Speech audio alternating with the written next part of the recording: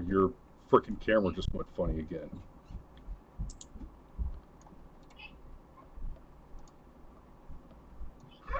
Okay, we're live and your camera's wrong. Good evening, ladies and gentlemen. This is Brushfire Mind. We're going to be talking about the moon landing. If we can ever get through all these technical difficulties with Cameron's busted camera, we may just end up having to look at his face a little closer than I would prefer. I'm going to sit here and try to get that fixed. Okay, and now it did this thing. So Cameron, you're just going to be wrong. Can you at least see me? We could see you, but your camera's doing funny things.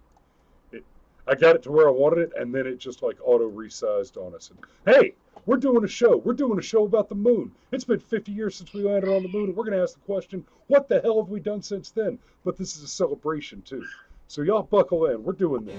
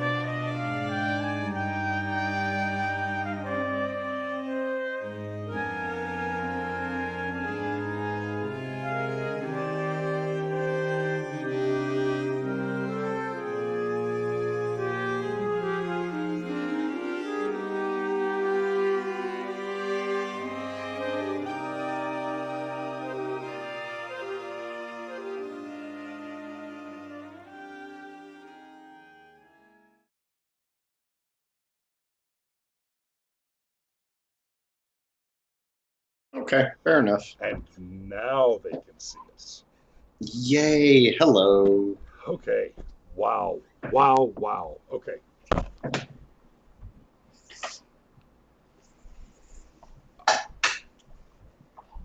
We landed on the moon. American men went and landed on the moon. It's been 50 years. 50 years ago today. Niel Armstrong, what's William's last name? Collins. William Collins. That's what you get for being the pilot and not being one of the guys that actually walked on the moon. And Buzz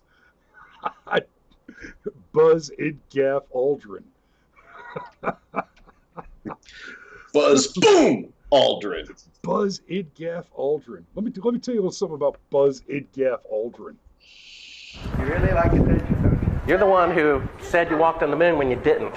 Calling the kettle black, if I ever thought of it. Saying I misrepresented myself. Away from me. You're a coward and a liar and a thief.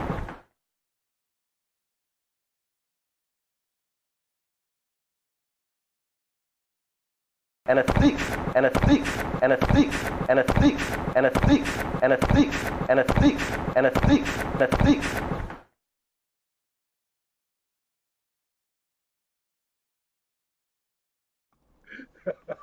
Poor Cameron couldn't see it. He's seen the clip before.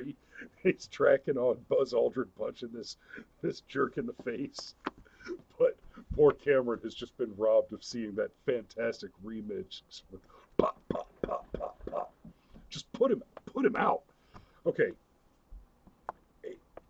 And it's I mean, one of the miracles of modern technology is that a hoax like that can attract legitimate believers. Um, we went to the moon, guys. It happened. It happened. Oh well, what about the this and the that on the soundstage? A rover went over 20. It would have to be a soundstage the size of Montana. You know, we spent several hours today planning this show and taking notes, and we didn't even talk about that. Let's talk about how we got to the moon. Because there are a few things about the fact of going to the moon that are, it's a big deal, guys. It's a huge deal. JFK's, you know, JFK delivered these wonderfully inspirational speeches, and a huge piece of what it took to go to the moon was, at the time, America led most of the world in most areas of academia. We were all the math, all the science, all the genius, all the invention. JFK said ignorance of one voter. The ignorance of one voter in a democracy impairs the security of all. The ignorance of one voter in a democracy impairs the security of all. And today, half our voters think that murdering babies is perfectly moral. That's not where I want to go. That's not where I don't want to get there. I don't.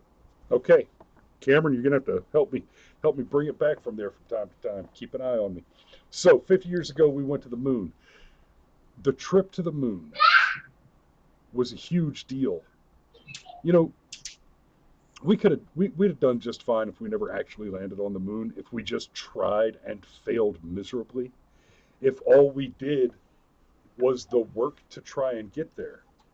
Because in an attempt to build a rocket that could lift a 300,000 ton piece of equipment into the air. Okay, so the Apollo 11 itself didn't actually weigh 300,000 tons. The whole rig, the Apollo 11 on top of the Mercury rocket, which launched it.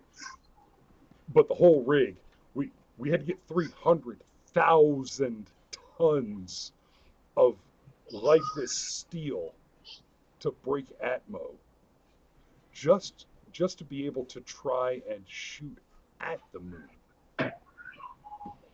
That's a big deal. And then you got to figure out how do humans survive in vacuum.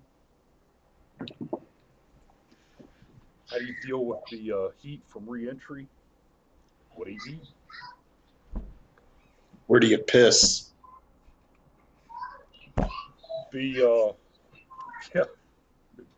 Big Bang Theory, Wolowitz, his big claim to fame is he designed one of the toilets on the space station. And in the course of trying to get to the moon, in the course of developing the technology to go to the moon, NASA invented the CAT scanner, the microchip, cordless drills, cordless tools generally, the dust buster. We needed some way to collect soil samples on the moon.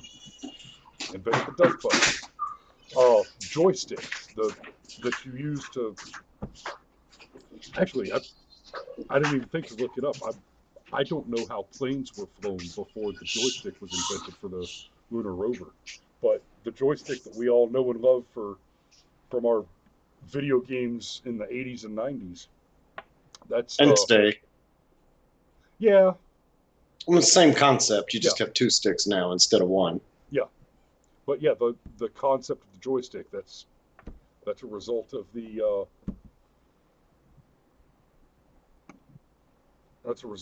space program. Smoke detectors, invented by NASA during designing the space program. How many hundreds of patents came about because of this, Chris? 6,300 inventions are credited for having been developed during the space program. 6,300.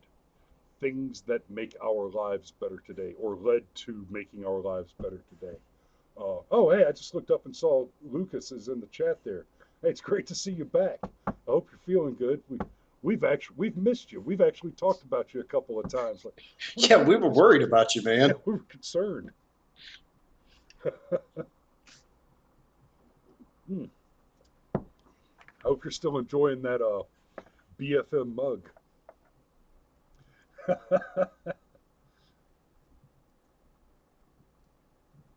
Oh, the Van Allen belt. Okay, we're not gonna get deep into this conversation, but I will say this briefly. The Van Allen belt is just that. It's a belt. The moon is only obstructed by the Van Allen belt for about a day at a time. So the question is not, how do you get through the Van Allen belt? The question is, why would you launch on that one day? I think it's fair to say the question is, how do you go around the Van Allen belt? You just don't aim at it.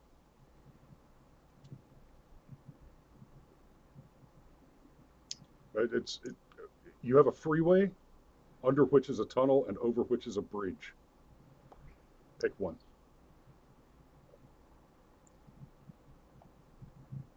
It's a belt. It's not a sphere that goes all the way around us and the sun. The Van Allen belt is not a problem. It's not a Van Allen envelope. Right. It's not a Van Allen sphere.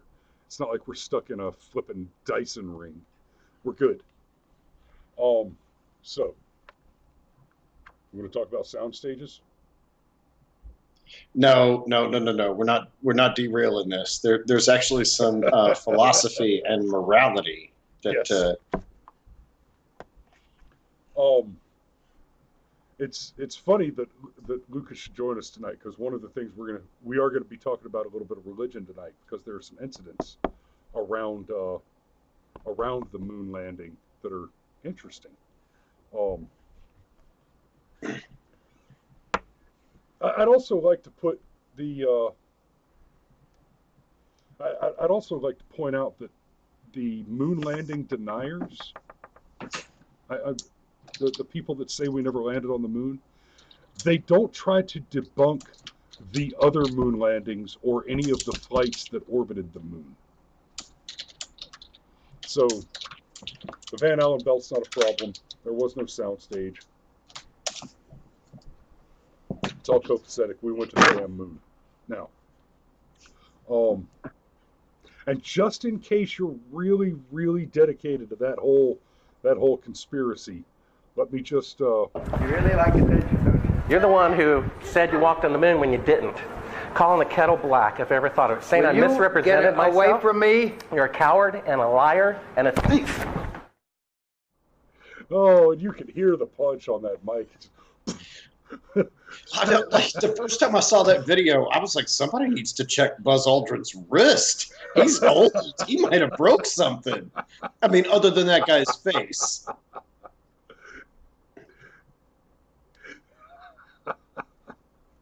So we're already off page one of the notes.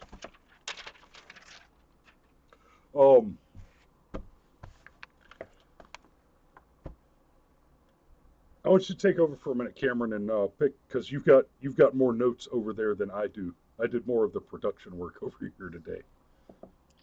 Well, yeah, that intro, that cool intro that we had at the beginning of this, that took a minute.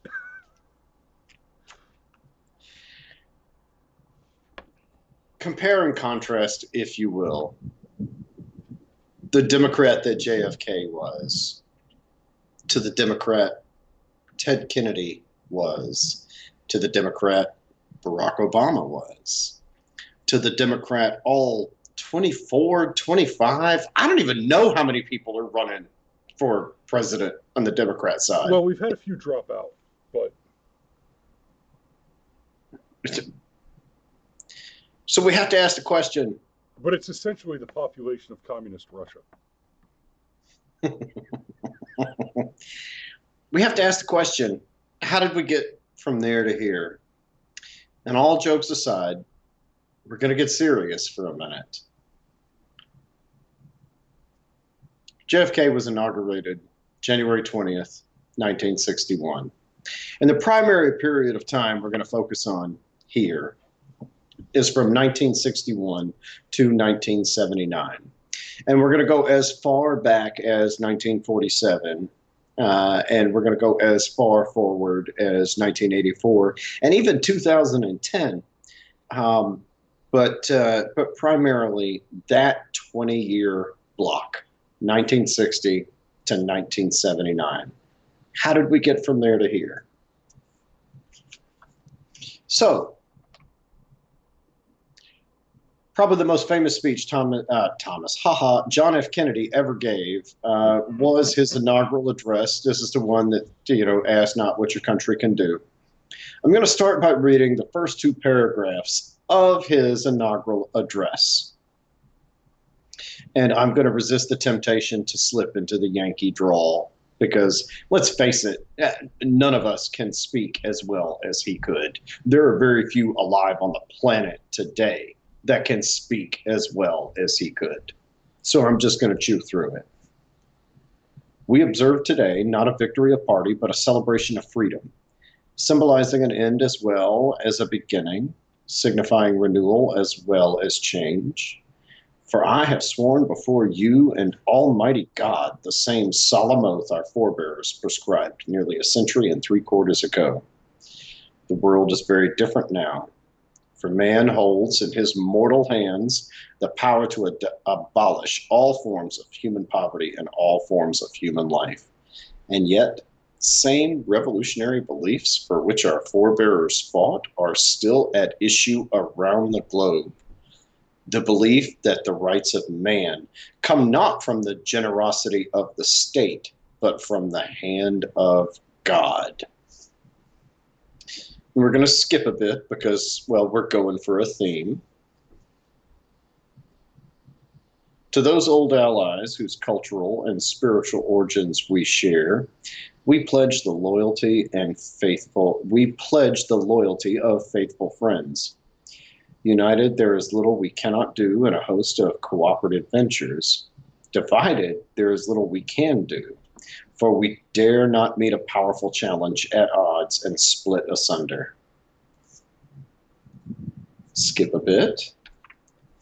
Finally, to those who would make themselves our adversary, we offer not a pledge but a request that both sides begin anew the quest for peace before the dark powers of destruction unleashed by science engulf all of humanity in planned or accidental self-destruction. Let both sides unite to heed in all corners of the earth the command of Isaiah the prophet to undo the heavy burdens and let the oppressed go free. And now we come to what we all know. And so, my fellow Americans, ask not what your country can do for you. Ask what you can do for your country. My fellow citizens of the world, ask not what America will do for you, but what together we can do for the freedom of man. Finally, whether you are a citizen of America or citizens of the world, ask of us here the same high standards of strength and sacrifice which we ask of you. With a good conscience, our only sure reward, with history the final judge of our deeds, let us go forth to lead the land we love, asking his blessing and his help, but knowing that here on earth, God's work must truly be our own. And just for a minute, I just want to pause right there. Kennedy bookended his inaugural address with references to God, both in his opening paragraphs and in his closing paragraph. He made it very clear that what he was doing, while it was going to be done by man, it was inspired by the divine. And some of the quotes that I pulled out because they have the type of biblical language you wouldn't put in there by accident. It was deliberately included. And it's just it is so night and day from, again, what we deal with in the current incarnation of the Democrat Party. If you really want to see something informative, pull up the Saddleback Forum.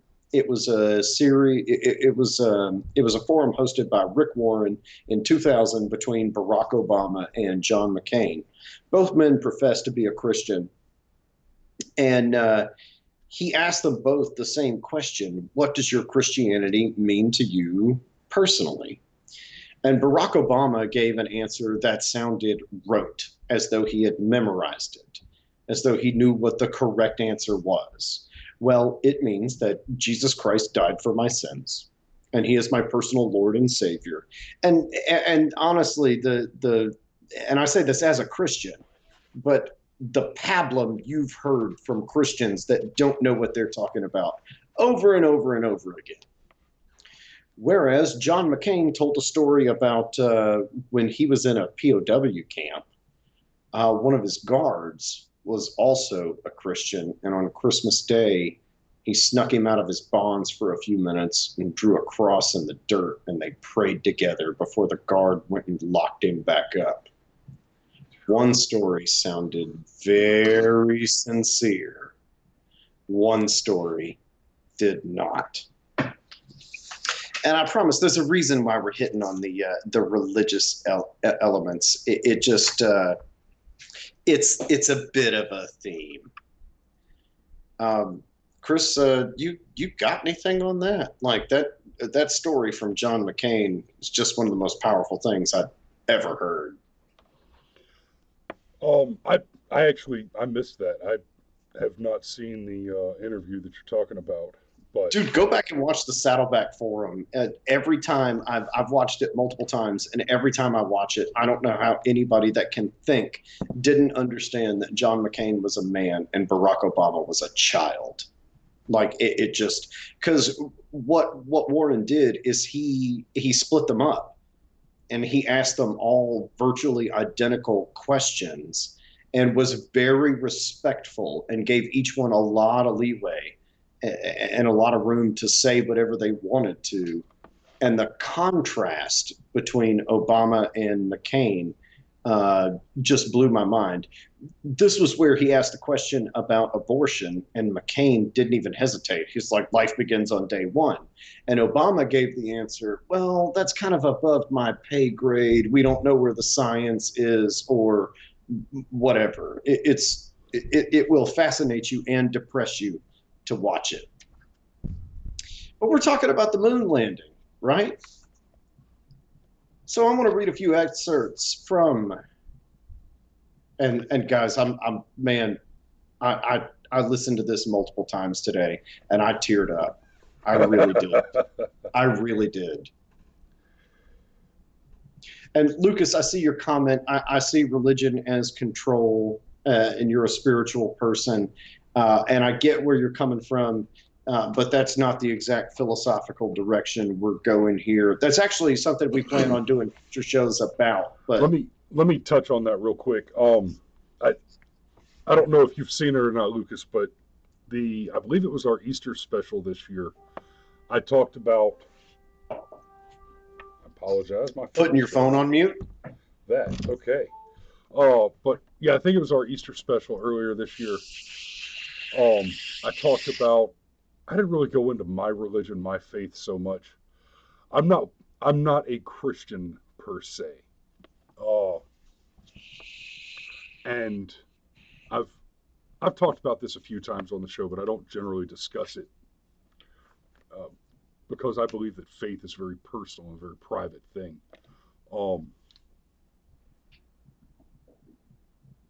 Now, for Christianity, for a lot of especially those desert religions, you're supposed to wear it on your sleeve. It's much more personal and private to me. I don't actually have a hard time with the idea that there is a single omnipotent higher power. I don't even find the idea of the Christ and the resurrection. None of that's very difficult to believe for me. I actually reject Christianity on the basis of absolution, proselytization, and original sin. I find those three precepts to just be abhorrent. Um, and so even if I could prove out entirely that every sentence of the Bible were 100% fact, I would still reject it on the moral grounds that I find those three precepts abhorrent. Now, that said, and this is what the special on Easter was mostly about, I also believe that a religion, and I prefer Christianity to the alternatives, to the probable alternatives in the modern era. Uh, Judaism isn't strong enough as a group. It doesn't have a strong enough base to spread easily, and Islam is absolutely abhorrent. Uh, Everything about Christianity is actually pretty good, except for those three precepts. So I don't have any problem at all with it as a moral basis. And the need for religion in society is simple. It is the most efficient vehicle to transmit morality to the youth. Now, men who believe that you can have ob- objective, purely objective morality without religion for its transmission, like Dawkins and those guys, the atheists. Oh, I don't need an invisible sky daddy to tell me not to murder and rob people. Okay, A, then why do we need the law? If you don't need anybody to tell you not to murder and steal, then why do we need a law at all? If that's your argument for the unnecessity of religion, then you must be an atheist. You must be not only an atheist but also an anarchist. Um, And really a sociopath. if you are not an anarchist, then your moral argument for atheism is a lie. It's not just false, it's disingenuous, it's dishonest. Uh, from a philosophical perspective and from a uh, scientific and metaphysical perspective, it is not possible that there is a yes, I know it's 6:30. We're 30 minutes in. Just say it. You said keep you on track. Yeah, instead of bubbling with not that. I don't care how long we go. Just don't let me wander too far off the topic. Fair enough. We could talk till tomorrow, as long as we talk about moon landing. Well, you know what? and My God. bad. You were about to bring it back around. Yes, sir. Please continue. You ruined it. You ruined it. Oh, okay. Well, that's all I've got. Good night. but no. Uh, come back for later shows when I talk about Anselm of Canterbury and Aquinas and the watchmaker rules. We'll do all those another time. But I find the having of a religion at a social level to be an important factor in maintaining a good society. And the atheist that argues that we don't need God, and when I say God, please believe I mean the idea of God at a minimum, that we don't need God to develop morality, he's either an anarchist or a liar, and probably drifting deeply into nihilism already. If an atheist truly believes in the completely subjective morality that is the result of operating under the assumption that I just know not to kill and murder people without a God to tell me that, okay, that's not even a global universal. No, it's really not. And I feel like it's important here to paraphrase Nietzsche. Everybody knows his most famous quote, God is dead, but very few people know the text that comes after it. And I'm just going to paraphrase to make it simple, but Nietzsche said, God is dead and we have killed him. Oh no, now what do we do? Because something has to occupy that God Stop. space. God is dead, and we have killed him. How? How can we hope to wash away the blood? Who gave us the sponge to wipe away the horizon? Now that we are untethered from the sun, whither shall we fall? Forward or backward, or from one side to the other, to left, to right, or in all directions at once? God is dead, and we have killed him. How can we Yes. wash away the blood? How can we hope to drink the sea? I, I think. Thank you. I was just going to paraphrase it but to make it simple, but well played. So, in that context, just have a few excerpts from Kennedy's moon speech. And I mean, again, that's from Thus Spake Zarathustra, by the way. Go read a book. Books are good, even books you don't agree with. Like if I say go read Mein Kampf, it's not because I want you to agree with it. It's because I want you to understand why Hitler thought what he thought. And maybe we could avoid it in the future. Just maybe. And there went the monetization. This video was never going to be monetized. As soon as we said Saint Obama was not perfect, it went away. Oh yeah, I mean, as soon as we thought we were going to talk about religion in a positive light, we were done. Especially Zionist religion. Done. Yep, there you go. So a few excerpts here. But why? Some say the moon. Why choose this as our goal? And you got to understand, he actually said this in Rice Field. Okay, that's why this is funny. But why? Some say the moon. Why choose this as our goal? And they may well ask, why climb the highest mountain? Why 35 years ago fly the Atlantic? Why does Rice play Texas? We choose to go to the moon. We choose to go to the moon in this decade and do the other things, not because they are easy, but because they are hard. Because the goal will serve to organize and measure the best of our energies and skills. Pick up a damn load, because maybe carrying a load will make you stronger. Oh, yeah, sure, Lucas. We just need about 880 more. Yes, you're correct.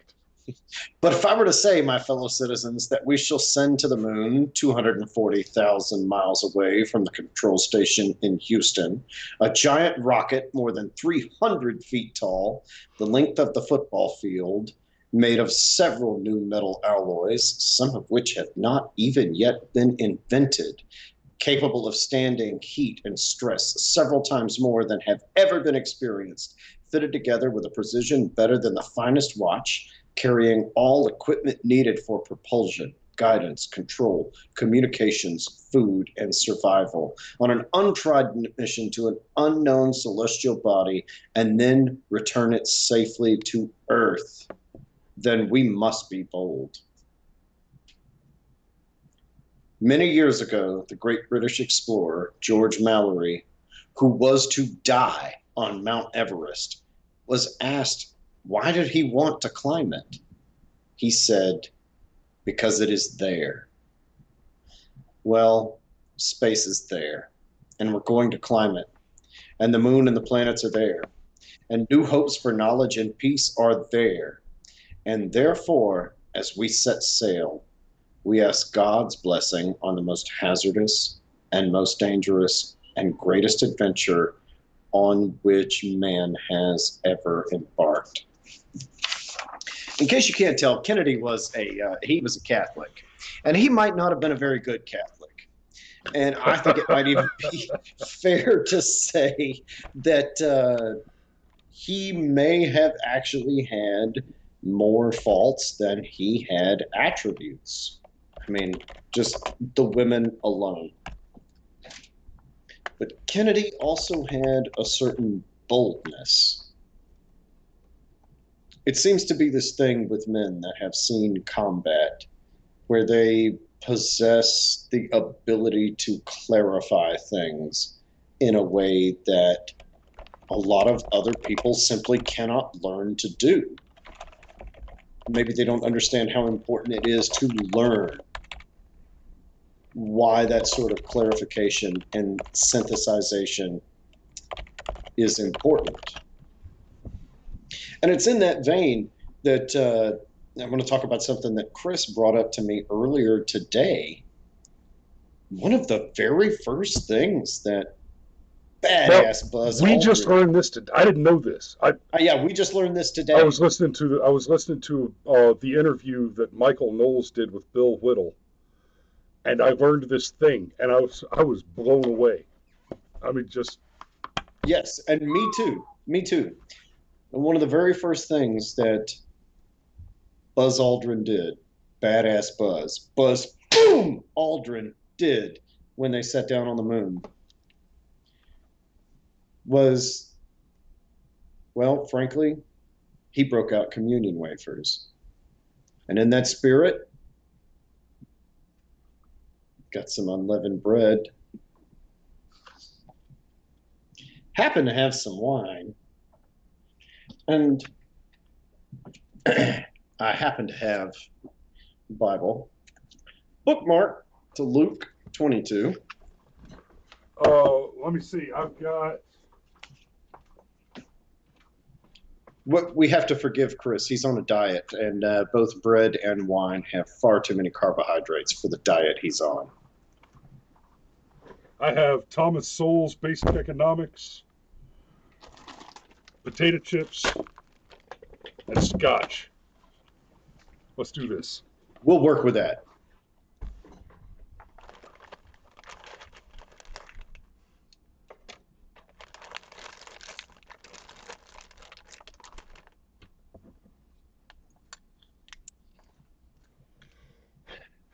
When the hour came, Jesus and his apostles reclined at the table, and he said to them, I have eagerly desired to eat this Passover with you before I suffer. For I tell you, I will not eat it again until it finds fulfillment in the kingdom of God. After taking the cup, he gave thanks and said, Take this and divide it among you. For I tell you, I will not drink again from the fruit of the vine until the kingdom of God comes. And so we drink and we remember.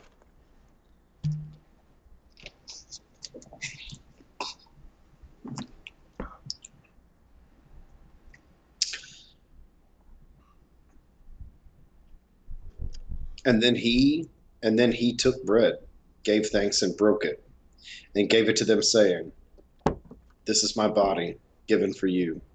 Do this in remembrance of me.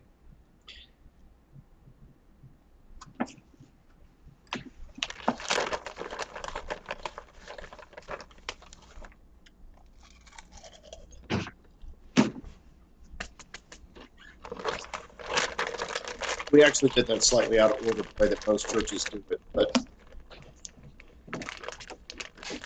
that's fair enough. This is what men did on the moon. This was something that Buzz Aldrin had cleared with Mission Command. He's like, oh yeah, by the way, I'm totally going to take some unleavened bread and some wine to the moon. And this is the thing that's going to happen if we survive the landing. And in his memoirs, what he wrote about it, he wrote about how amazing and beautiful it was to watch that liquid, the way that it danced around in the absence of gravity as he poured it into the cup. But there's another reason we're talking about this. Yes, there is. Just a couple weeks ago, Cameron's little city in Polk County came under attack by the Freedom from Religion Foundation. The motherfuckers. Yeah, Freedom from Religion, a charming group of people that secretly know they're all twos and threes, but like to pretend like they're sevens and eights. Anyhow, But we'll come back around to that because we just need a little bit more setup. Bear with us. Lucas, here's the thing about a diet. It's good for you. You hate it, man. I feel you. But when you live past 80 and you're not miserable, you'll be grateful you did it. I promise. Because one more thing, because we have this whole comparison to Barack Obama and the modern day Democrat and the total psychopaths. The Bernie Sanders, I want to take your money and I want to give it to the blacks because social justice, and I'm going to forgive your college. Anyway. Your Bernie is terrible. Bernie's Bernie is also terrible, so I feel like I should be forgiven for having a bad Bernie Sanders impression. Okay, moving forward. John F. Kennedy would basically be a conservative Republican today. Just have a few things that I want to point out. These next two quotes were delivered December 24th, 1962. At the Waldorf Astoria Hotel in New York in an address to the Economic Club of New York. It is increasingly clear that no matter what party is in power, so long as our national security needs keep rising, an economy hampered by restrictive tax rates will never produce enough jobs or enough profits. It is a paradoxical truth that tax rates are too high and tax revenues are too low. And the soundest way to raise revenues in the long run is to cut tax rates now. Cutting tax rates now is not to incur a budget deficit, but to achieve the more prosperous, expanding economy, which can bring a budget surplus. And this one killed me. Okay, this is September 18th, 1963. We're talking less than 90 days away from 11/22/63 when Kennedy took a bullet to the head. A tax cut means higher family income, higher business profits, and a balanced federal budget. As the national income grows, the federal government will ultimately end up with more revenues. Prosperity is the real way to balance our budget. By lowering tax rates, by increasing jobs, increasing income, we can expand tax revenues and finally bring our budget into balance. That was not Ronald Reagan. That was John F. Kennedy. And there's your voodoo economics. What, trickle down doesn't work? I mean, I have Democrats that 50 years ago that thought trickle down worked, and yet, again, Barack Obama, good friends with Ted Kennedy. Ted Kennedy, another Kennedy. How do we get there? But friends with Ted Kennedy before he died, becomes president. What does Obama say? That part of the point of taxes is to impose fairness. There's the infamous interview with Joe the plumber where he slipped up and went off script and said, "Well, you got to spread the wealth around," which is Marxist sophistry. And I do mean Marxist, communist, socialist, authoritarian, statist sophistry. It'd be well worth to go back and reread the rest of John F. Kennedy's inaugural address, because he actually addressed communism head on. And he made it very clear that he was not afraid to negotiate, but he refused to negotiate out of fear, for example. And that he viewed communism as a threat. And that's part of the reason why his last line of his address was that freedom does not come from the mercy of the state, but from the hand of God. Rights are natural. So, it only took us about 40 minutes to get here. Now we want to talk about the decay. We want to really just give you the black pill for a second here and just really chew into what all this means, why we did all this setup. Oh, I had the notes. Oh, no. Chris, talk for a second. I had my notes, I swear. Can I just get into the predecessor to? Man, you can rip the motherfuckers all you want. Because what I wanted to dig into is I want to talk about Christmas 1968. Oh, yeah. Please do. So, on Christmas 1968, we had some astronauts flying around the moon. And according to Bill Whittle, who is basically a historian specializing in this, in NASA, in the history of NASA.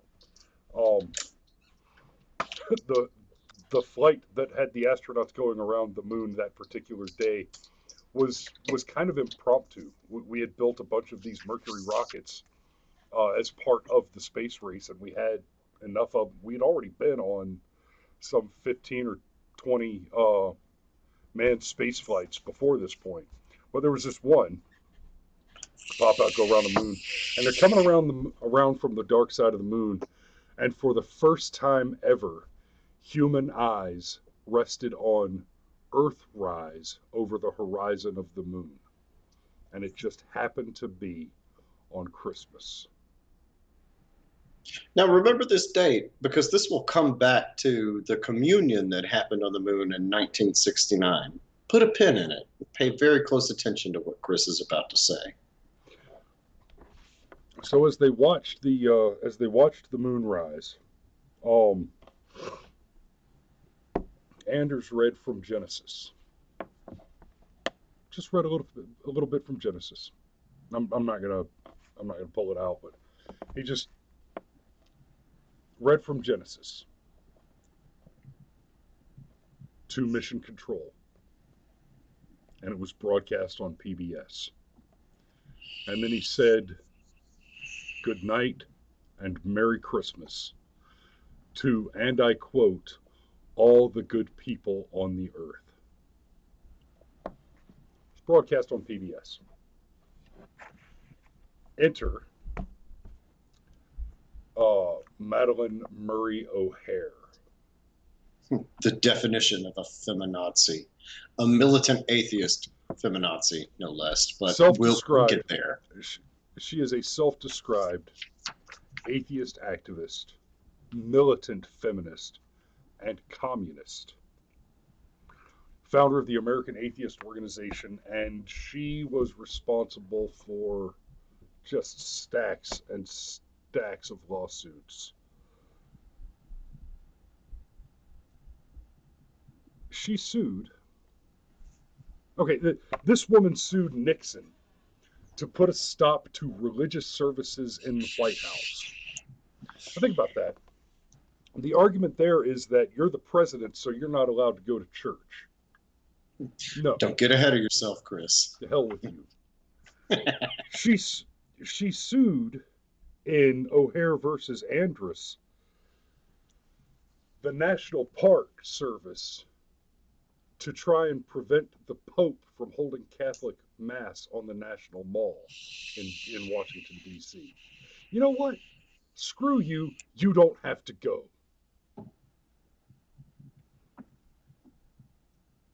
She sued a church, or she sued a hospital, Broadlawns Medical Center in Des Moines, Iowa, because they had a chaplain, and they got some of their funding came from tax money. They had a chaplain. Because God forbid you want somebody to pray with you if you're in the darkest hour of your life. Now, let me tell you something interesting about chaplains in federal employ. The Army has chaplains. Guess what Army chaplains do? No?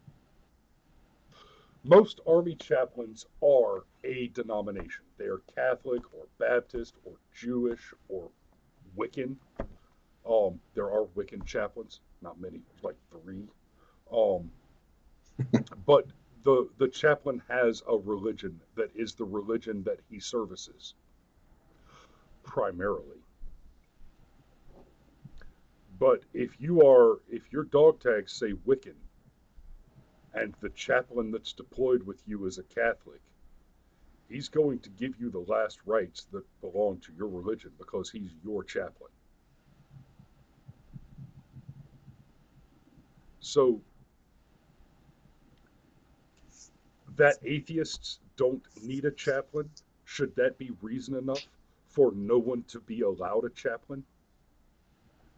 I don't like peanut butter, so nobody can have delicious sandwiches anymore.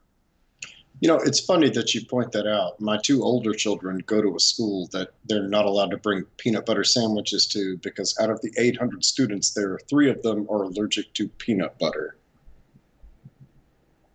Oh, hey, we're going to get to education here shortly. Please continue, Chris.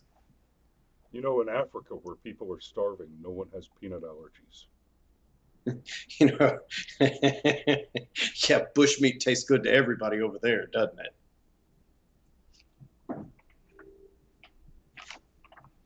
Anywho, so she sued. She sued NASA over that. Now, the Supreme Court threw the lawsuit away. The grounds on which they threw it away is that she couldn't prove harm, that she couldn't prove that it caused any harm. But here's what you're telling me. That because some people are not interested in listening to a broadcast of someone reading Genesis from the moon is reason that no one should be allowed to listen to a broadcast of someone reading Genesis from the moon. All right. Dear every atheist ever, stop it. What you want does not trump what everyone else wants.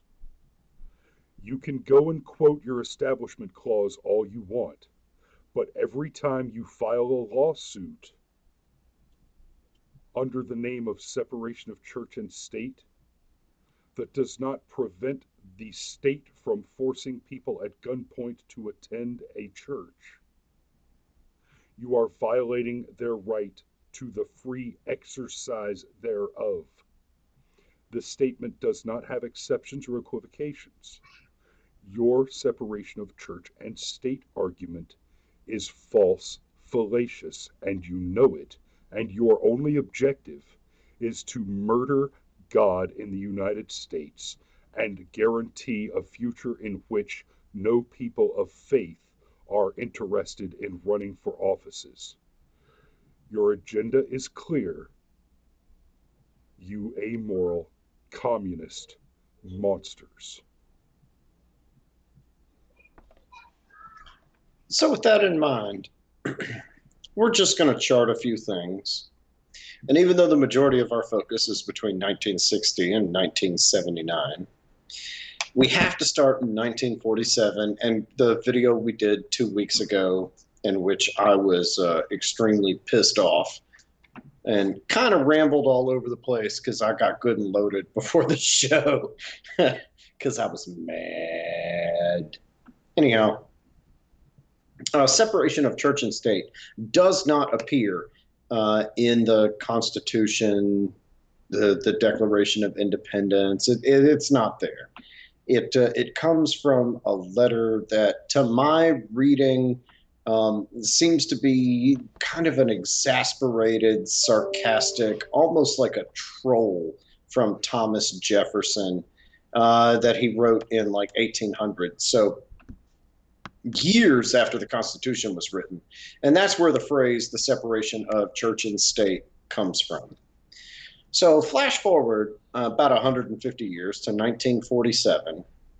And this was the first time that the Supreme Court decided to legally interpret what is now known as the Establishment Clause in Everson versus Board of Education.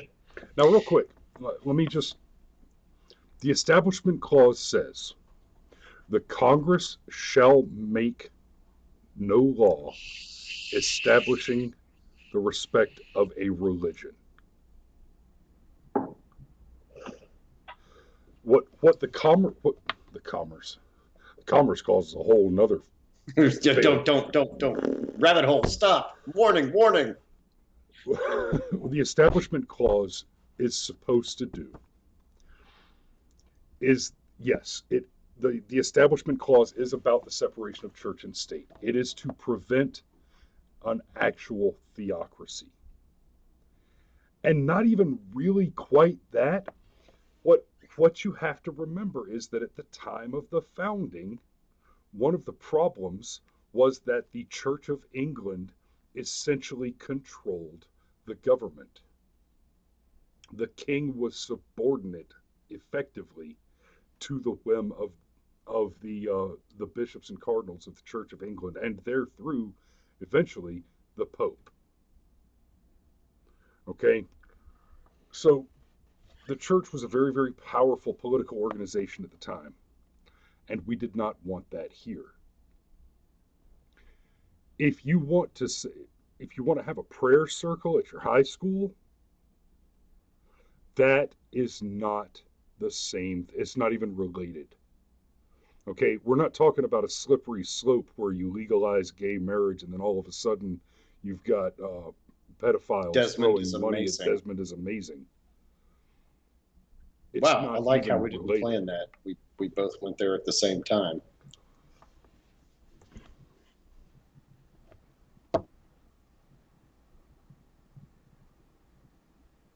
Sorry, not trying to talk over you. It just kind of blew my mind. Nope. We just got quiet. Okay, stop it. Where were we? The Establishment Clause is abused. It is deeply abused by people like the American atheists and the mother efforts. So when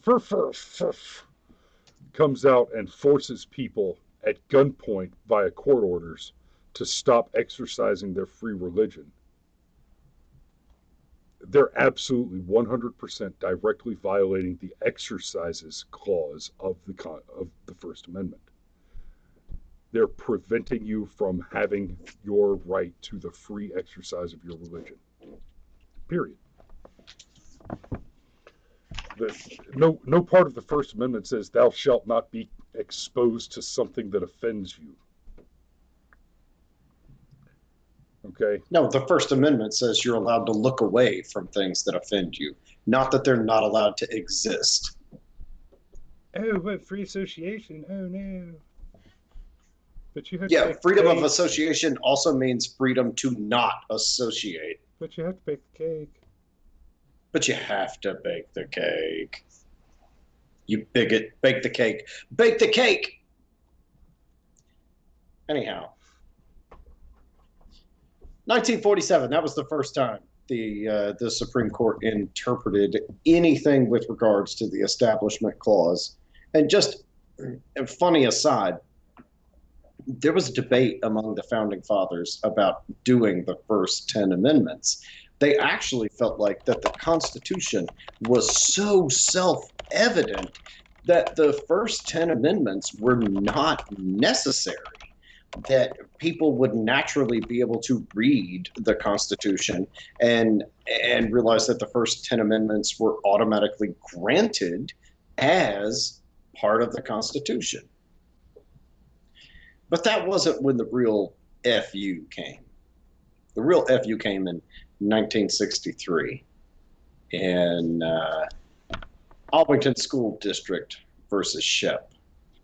And this is basically one of the two big ones with regard to the Establishment Clause. And in short, this is the ruling that was like, oh, no more Lord's Prayer over the school PA. No more reading the Bible in class, even if it is for a purely academic exercise. Nope, can't do it. Now, let me say this real quick. Under the Establishment Clause, I'd be totally comfortable if it were made not mandatory. As long as it is not, as long as participation in a religious activity is not made mandatory, I think we're good. If you can voluntarily walk away, then that's perfectly fine. And it's deeply unreasonable. And it's deeply unreasonable to expect people, as long as the religious activity is non-mandatory, and you can voluntarily walk away or voluntarily engage. I think it's deeply unreasonable to disallow the voluntary exercise of that religious activity. Yes. Yes. Which means you don't have to listen. You don't have to participate. You don't have to pray. You don't have to do any of that. You really don't. And what I'm going to make a distinction between your armchair Christian and your enlightened Christian. Your armchair Christian, they're just going to proselytize because that's what the good book says. But your enlightened Christian understands a concept that I've heard best expressed with you can't force people to Jesus, but you can love them to Jesus. And what that means is people have to choose to convert, because that's really what freedom is. It's freedom of choice. In fact, I would go so far as to say that if you want to measure how free you really are, how free are you to do the wrong thing? How free are you to say the wrong thing? Make the bad choice. If you're not allowed to do the wrong thing, you're not really free. And that's part of why there's this whole theory that says Christianity and freedom and natural rights and so forth and so on, they all go hand in hand. I just want to tick off a few more things as we slide down this slope.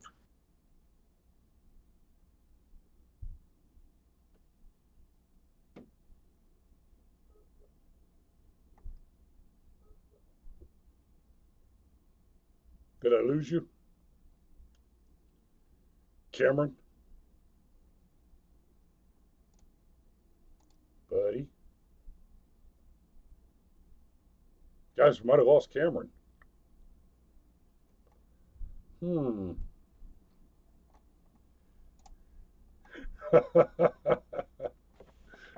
I wonder, are you still in the chat there, buddy?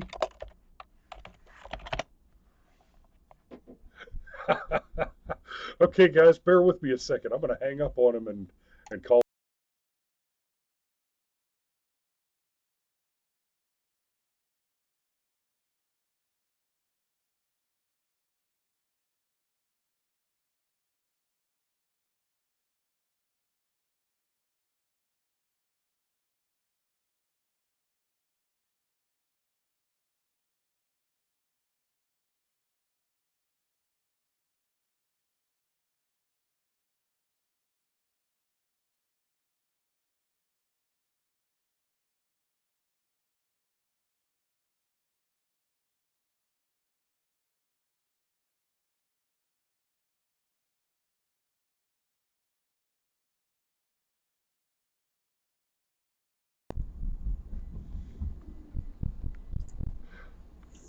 Hey, buddy. Hey, buddy. Did you make a there? Is that going to be really funny in our YouTube stream? Yeah, I think so. And now your video's all jacked up again, so I got to fix it. Hey, hello, jacked up video. Anyhow, lemon test. It's been narrowed down, but basically things have to be entirely secular in intent, or they violate the lemon test and therefore violate the Establishment Clause and so forth and so on. Yeah. So, all that was to get to this. Oh, wow. Getting a little skippy here. I hope the audio is coming through. Yep, we're getting there. We're getting there. There's a few more things that happened with the Supreme Court there. All right. It's worth pointing out that an issue that deeply divides religious people and non-religious people and certain sects of more liberal religions is the abortion issue. there are many people that believe, myself included, that if you have an abortion, you kill a person. And it's real simple. The thing is 100% human DNA. It's alive at the beginning of the abortion, and it's dead at the end of the abortion. And it's real hard for me to not think you're killing a person under those circumstances. Roe v. Wade was argued in 1971, but not decided until 1973. So I think the court really understood, man, golly, we're about to just rock everybody. Now, a thing that a lot of abortion advocates like to tell you is that access to things like birth control and abortion and so forth is actually going to result in fewer unwed pregnancies because people have more options. Well, we basically had abortion for all, and with the pill also coming around in the 70s, we had birth control for all. And so I was just curious. This is according to our own census data. In 1970, there were 3.7 million births. 400,000 of those births occurred outside of wedlock. In 1990, yeah, look, we're not even going there. That's tomorrow. Don't distract me. In 1990, there were four. Still on the census then. Don't distract me. That's tomorrow's show. In 1990, there were 4 million births, and 1.2 million of them were out of wedlock. And then in 2015, which was the last thing I could find really solid data for, I found stuff that went all the way up to 2018, but I actually pay attention to, I don't know, the sources and the metrics and whatever. So in 2015, there were 3.9 million births. So a decline in the birth rate. And there were 1.5 million out of wedlock births. So to make that real simple, that's 2 out of every 5 births happened out of wedlock. So that's what happens, when we have abortion. Yay! I'm sure all those kids will grow up to be like super productive members of society. They're not going to feed the private industrial prison complex, and that's not gonna happen at all. As Chris pointed out, in 71, O'Hare finally got her case to the Supreme Court because she was pissed about what happened in Christmas 1968. How dare you read Genesis, from the other side of the moon. 1979 is when the case happened where she sued D.C. to stop the Pope from having mass on the mall. And 1984 is when she sued the medical center for having a chaplain. And look, we bring all this up because there is an interconnecting thread of the absence of religion and the increase of a moral decay. I mean, and it's like Nietzsche said, but how are we ever going to clean up all the blood now that we've untethered ourselves from the sun? But yeah, so that's not exactly what he said, but damn it, Chris, I've got the flavor right, okay?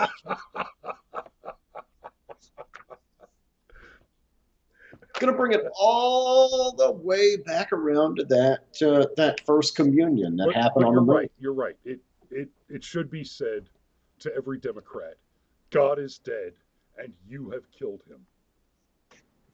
And you're now responsible for the communism that ended 100 million lives in the 20th century.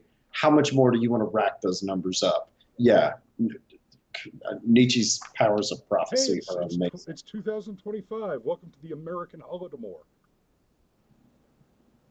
Yeah, and if you don't think people in Chicago and New York would starve because they don't know how to hunt or farm, I'm not. So when the zombie apocalypse happens, I'm not a big I know where the spam plants are, where they make the spam, and that stuff never goes bad. You can eat it forever. Dude, you can eat squirrels forever too. And you Well, can just I will go to the place where the spam is. I don't like spam, I'll go to the place where the penicillin is. but I will eat the people who came to eat the spam. And once I'm out of spam eaters, I will start eating all the flatware and biodegradable straws that were made out of cornstarch. Baby, I'll survive. Right.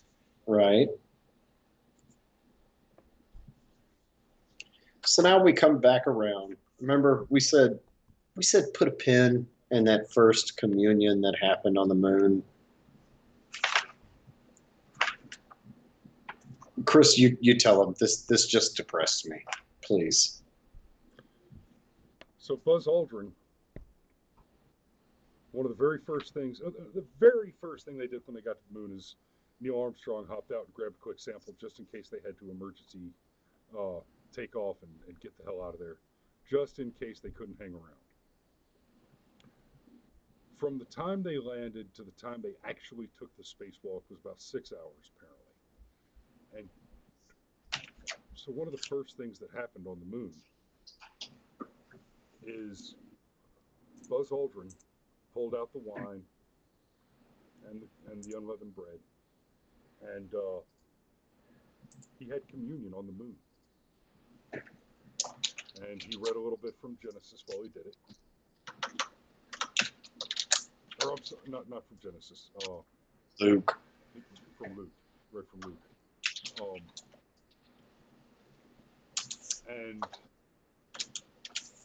But here's the thing. They kept that hush hush. There was no broadcast. They didn't talk about it. They just kind of kept it off the record. Now he got clearance to take it up with him. Neil Armstrong declined to participate in the communion, not because he's not a Christian, but because NASA and Neil were afraid of the PC backlash that was going to come from this. What's that thing that happened in 1968? Oh yeah, That might have been a. they read Oh Genesis yeah. on Christmas over PBS and got sued by a militant feminist atheist commie. Now, Madeline Murray O'Hara is dead now. She passed away about 20 years ago. I'd say God rest her soul, but I don't think she cares. And I want to be someone who never wishes anybody ill will. No, I don't. But you're human. No, I don't. I don't want to be that person because pacifism is the opposite of decency. To argue that it's not morally acceptable to hate and to want to cause harm is to argue that there is nothing that has value sufficient to be protected. Which, of course, is a thing anybody with children, like if you don't think I'll burn your city to the ground for one of my 4 babies, test me. I've seen me do it.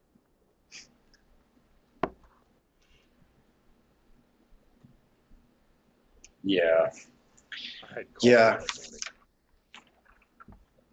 And so we're just going to wrap it all up because there's this whole education component. Neil And again, declined to participate for fear of PC backlash. Bill Whittle talked about this, and he made the statement, and I don't think he's wrong, that was kind of the turning point. We had essentially won. We had beaten the Russians. We had won the space race. Beaten the effectively Russians, winning the Cold War. Effectively winning the Cold War. And at the same time, the march of the PC fascists began to murder our nation. All in that same 6 hours. It was like a switch flipped. And since then, we've ripped God out of the school. We've created a federal education system. We've cranked up taxation. We've artificially inflated college education costs and healthcare costs. We have, through the ballot box and the Democrat, murdered American exceptionalism. And let's be really, really clear about that. Because this is the last. Audio, but your video's frozen. Oh, that's not good. Yay, you should have video. I do, but it's fucky. Yep, I like being funky. Ask my wife. No, don't do that. Yeah, don't do that. So we worked real hard to strip God out of schools. And then we made borrowing the excising of God itself the biggest mistake of all, 1979. And it's why we really wanted to zero in on this period of 1960 to 1979 and really focus on 1969 as kind of the pivot point. Yay, we won the Cold War, but good God, we might have lost the culture war. Whoops. 1979 is when we created the Department of Education. And to be clear, the U.S. was basically first, as Chris pointed out in the beginning of the broadcast. We were first in everything. We were first in all the math, all the medicine, all the physics, all the engineering. Not to say that there weren't things that didn't come from European and Asian and even Arab nations. Of course, it would be foolish to say that, but by and large, don't qualify your statements. Don't apologize for being correct. You know what? Fair enough. This is the Brushfire Mind. Think for yourself. Don't be afraid to say what you think, and especially if you've got facts to back it up. But we were basically first in everything. And then we created the Department of Education in 1979. And we've really been on a perpetual downward slide since then. I did a lot of digging on this one, a lot. And I finally settled on the Program for International Student Assessment. And I settled on them because they're very transparent with their data. They allow you to download the software to track how they do their weighting and everything else. Their sample size is hundreds of thousands of students from over 70 countries.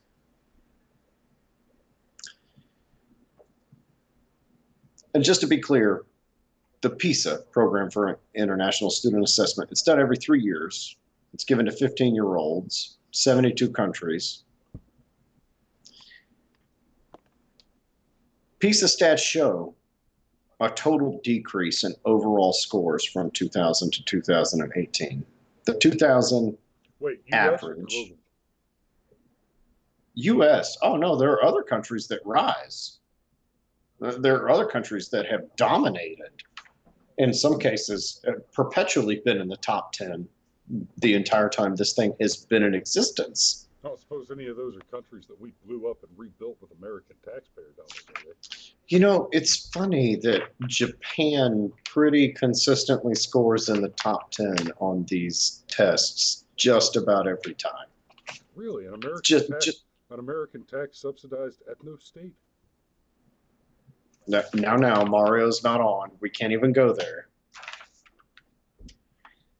But just to be clear, just for raw numbers, in 2000, the average American, the mean score on a test where over 500 is good, between 450 and 500 is mediocre, and below 450 is bad.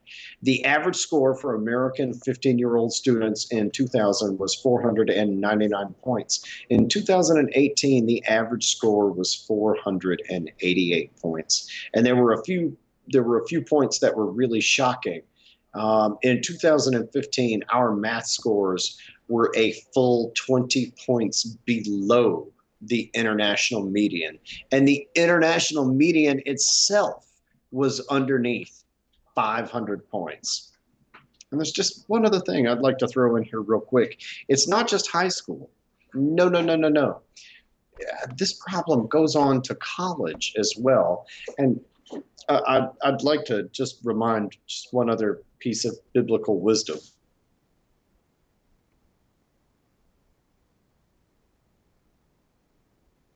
Would that be...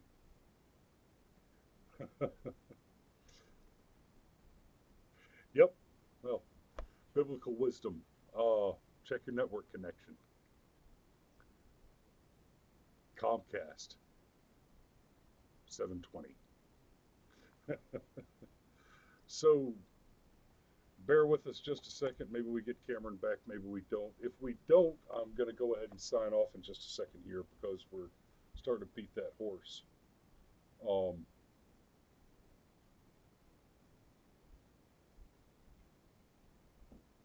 right. I think we lost him.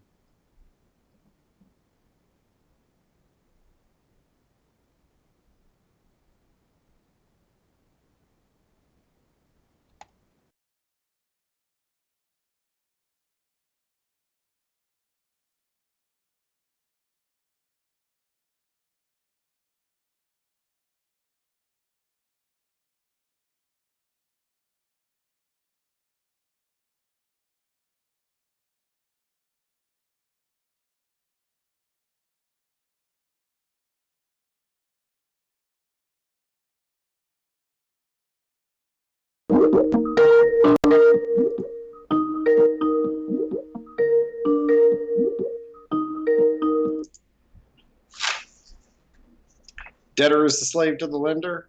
Is that where we were at? I think that's where we were headed. Okay. Well, look, we're having problems. I'll just skip to the bottom. Yeah.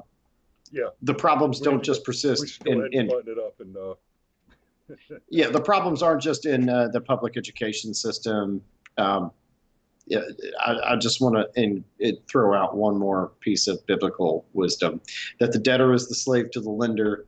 If you've never read Robert Kiyosaki, go get you a copy of Rich Dad, Poor Dad and actually understand how people that understand money really think about money.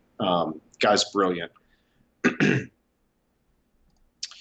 Adjusted for inflation, college cost $16,000 for a 4-year degree in 1960.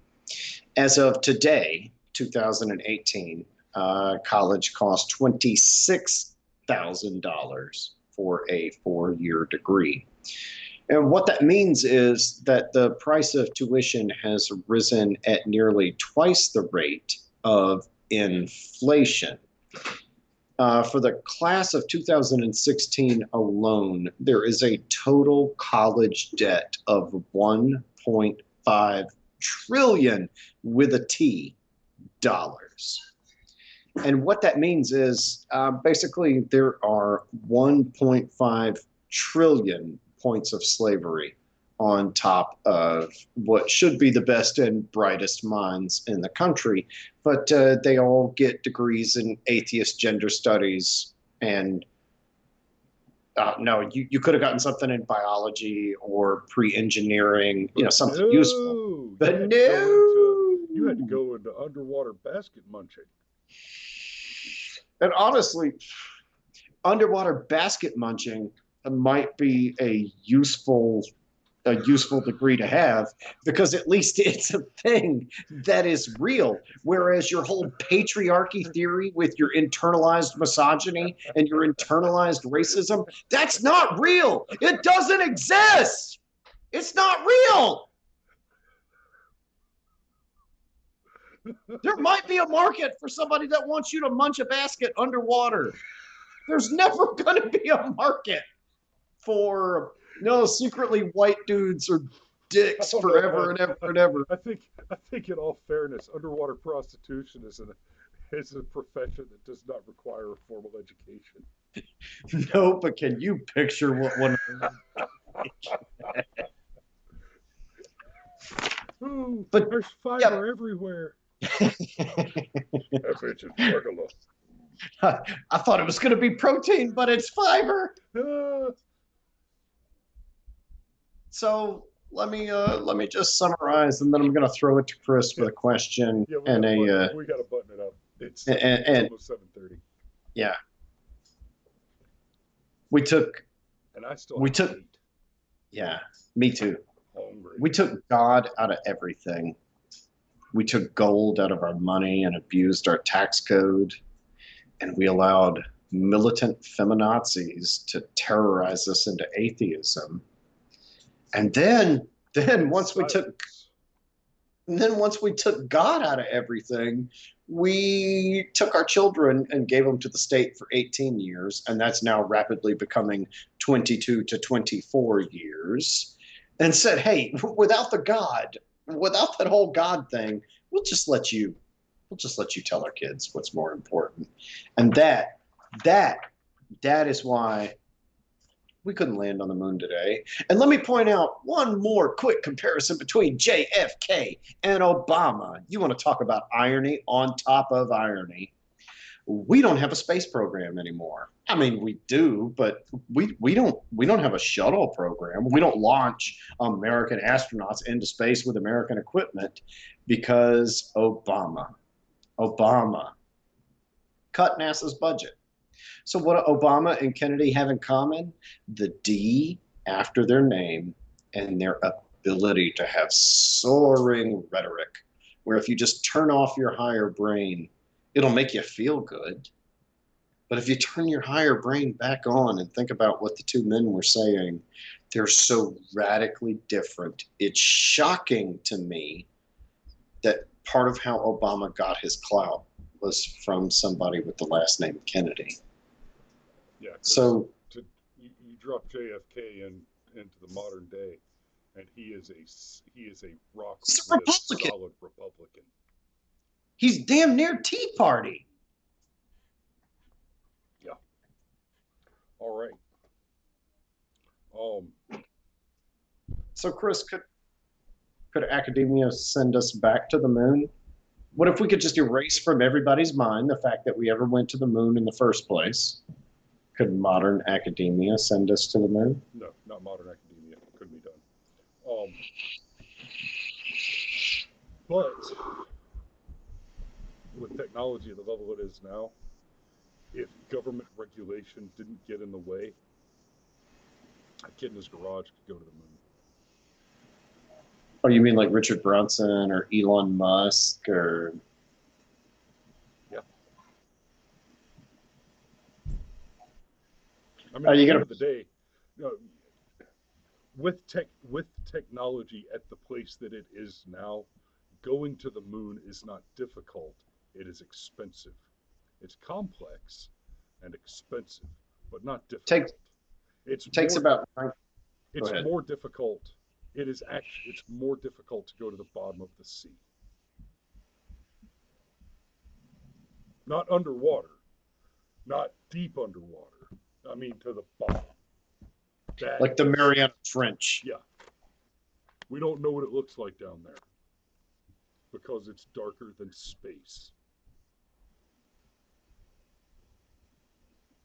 So, that's it. That's all I've got for tonight. I'm hungry. I'm tired. I think we're done. So, The grace of God took us to the moon. Can I just stress that? Can I just say it? ooh, that's not quite where I was going with this, but I don't entirely disagree. And I will say, until tomorrow night, if you build a man a fire, you keep him warm for the evening. But if you set a man on fire, he'll be warm for the rest of his life. Good night.